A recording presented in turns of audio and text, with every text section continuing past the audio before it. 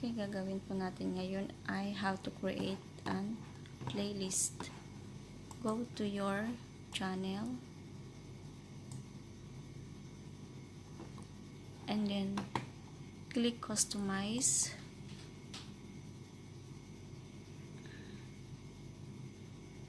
and then you see the playlist.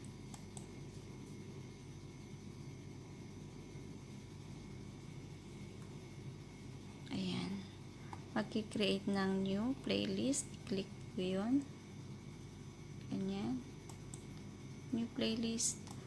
Ayan, maglagay ng title, example,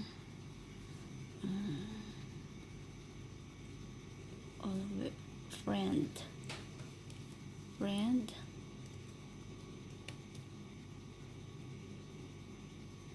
yan. Kung gusto nyong i-public o private and listed, yan, meron yan. So, i-private ko siya and then create. Yan, may bago ka ng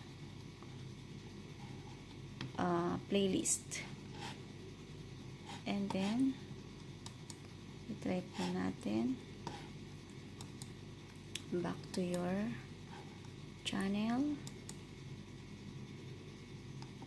and you're going to your videos. So i-click po natin. Yan, ganyan. Punta ka na lang sa videos and then i-click add to playlist. Makikita mo doon kung saan mo ilalagay yan. Yan, dati kong playlist yan. Tapos ito, yung mga watch later ko, yan. So, ganyan. Yan. Added to friend.